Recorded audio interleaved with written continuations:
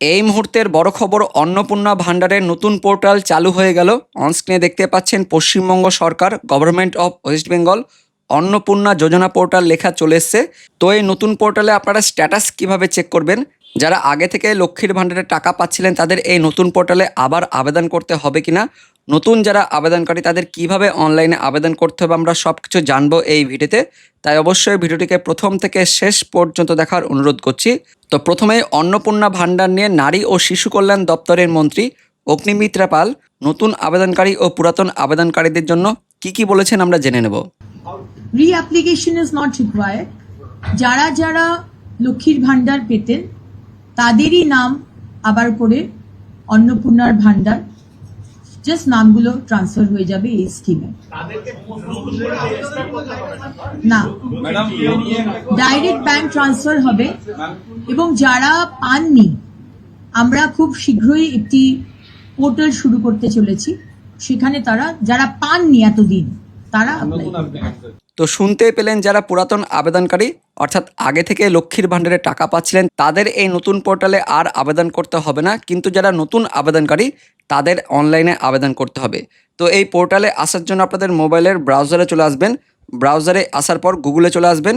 গুগলে আসার পর লিখবেন সোশ্যাল সিকিউরিটি, SOCIALSECURI.wb.gov.in লিখে সার্চ করবেন। সার্চ করলে প্রথম যে লিঙ্কটা আসবে দেখতে পাচ্ছেন, government of West Bengal social security .wb.gov.in, এই অফিসিয়াল ওয়েবসাইটের উপর ক্লিক করবেন। এখানে ক্লিক করলেই অন্নপূর্ণা ভান্ডারের অফিসিয়াল ওয়েবসাইটটি কিন্তু খুলে যাবে। অনস্ক্রিনে দেখতে পাচ্ছেন যার লিঙ্কটি socialsecurity.wb.gov.in, এই লিঙ্কটি ভিডিওর ডেসক্রিপশন বক্সে থাকবে। আপনারা সেখানে ক্লিক করলে সরাসরি এই অফিসিয়াল ওয়েবসাইটে চলে আসতে পারবেন। এবার নিচের দিকে দেখুন লেখা রয়েছে এন্টার রেজিস্টার্ড মোবাইল নম্বর এবং তারপরে ক্যাপচা কোড এখানে লেখার জায়গা রয়েছে, তারপর পাসওয়ার্ড দিয়ে লগ ইন। তো এই সমস্ত ডিটেলস অফিস থেকে কিন্তু এগুলো দেখা হবে, অফিস থেকে এগুলো এন্ট্রি করা হবে। আর আমাদের সাধারণ পাবলিকদের জন্য এই যে ট্র্যাক অ্যাপ্লিক্যান্ট স্ট্যাটাস, এইটা কিন্তু রয়েছে। যারা লক্ষ্মীর ভান্ডারের টাকা পেতেন তারা এই অপশানটা থেকেই তাদের স্ট্যাটাসটা চেক করতে পারবেন।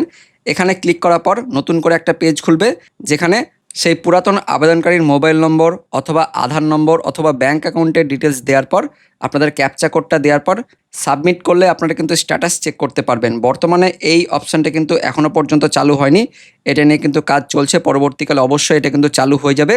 তো স্ট্যাটাস চেক করার জন্য আপনাদের মোবাইল নম্বর অথবা আধার নম্বর অথবা ব্যাঙ্ক অ্যাকাউন্ট নম্বর কিন্তু লাগবে। আর যারা নতুন আবেদনকারী, অনলাইনে আবেদন করতে হবে এবং অনলাইনে আবেদন করার লিঙ্ক এখনও পর্যন্ত চালু হয়নি। পরবর্তীকালে অবশ্যই অনলাইনে আবেদন করার জন্য লিঙ্ক এখানে দিয়ে দেওয়া হবে। যখনই এই সম্বন্ধে নতুন লিঙ্ক আসবে বা স্ট্যাটাস চেক করার অপশানগুলো চালু হয়ে যাবে তখনই কিন্তু আমরা আপনাদের ভিডিও করে জানিয়ে দেবো। পাশাপাশি আরও আপডেট আছে, এসআইআরে যে সমস্ত মহিলাদের নাম ডিলিট হয়ে গেছে কিন্তু তা সত্ত্বেও তারা ট্রাইব্যুনালে অ্যাপিল করেছেন বা সিএর জন্য আবেদন করেছেন, তারাও এই অন্নপূর্ণা ভান্ডারের টাকা পাবেন যতদিন পর্যন্ত তাদের সিদ্ধান্ত না হচ্ছে। তো এই সিএ এবং ট্রাইব্যুনালে যারা আবেদনকারী, এই সমস্ত মহিলাদের নিয়ে নারী ও শিশু কল্যাণ দপ্তরের মন্ত্রী কি জানিয়েছেন সেটা আমরা শুনে নেব। অন্নপূর্ণা ভান্ডার যারা লক্ষ্মীর ভান্ডার পাচ্ছিলেন তারাই অন্নপূর্ণার ভান্ডার পাবেন, এক্সেপ্ট 91 লক্ষ নাম যেগুলো বাদ গেছে, সেগুলো নিয়ে একটা সার্ভে হবে, অ্যানালিসিস হবে। এবং তার মধ্যে থেকেও যারা ট্রাইব্যুনালে আপিল করেছেন তারা পাবেন অন্নপূর্ণার ভান্ডার, যারা সিএ অ্যাপ্লাই করেছেন তারা পাবেন অন্নপূর্ণা ভান্ডার যতক্ষণ না ডিসিশন হচ্ছে। Thank you.